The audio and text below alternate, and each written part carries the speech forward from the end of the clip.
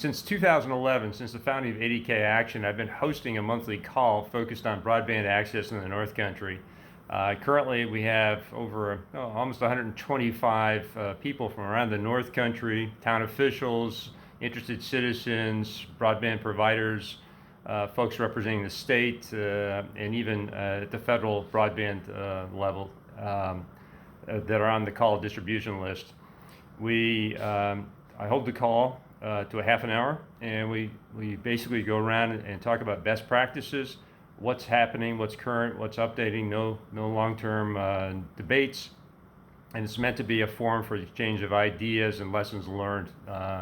And as a result, I've become a bit of a, if you will, I'm kind of on top of what's happening in the North Country with regard to broadband. What's happened is COVID-19 has really brought to the forefront how important broadband is. As I like to say, with those of you familiar with Maslow's theory of needs, at the very base of that theory is air, food, shelter, and now with COVID-19 has really shown us broadband is an absolute necessity in today's world. It's not a nice to have.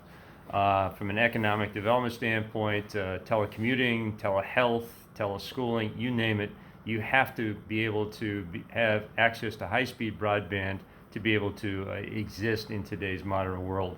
Otherwise, you end up with a homework gap. If you don't have access, you send the kids home, they don't have access, and they're not going to do as well, and not going to stay up to speed with their peers that do have that access.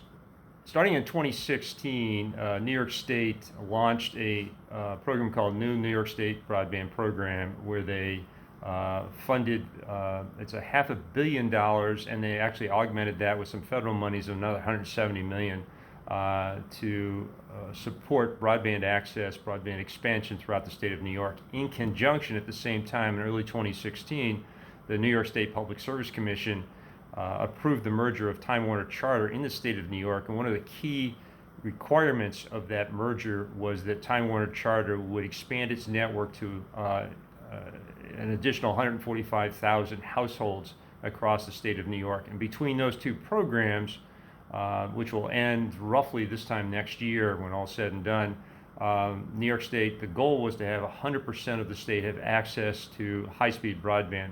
The state defines high speed as 100 meg or better. It turns out they're going to get close. They'll get within about 99%. It's a great number. It's an incredible accomplishment. The bad news is that 1% is roughly 100,000 households.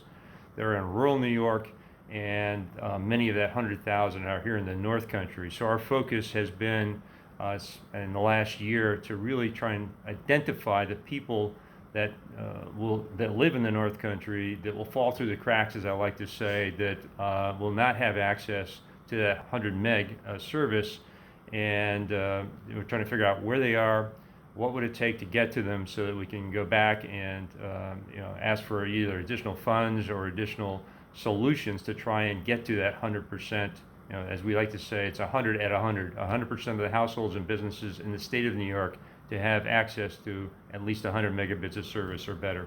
Broadband access is great and is a necessity, as I keep saying, but then cell coverage is a close second.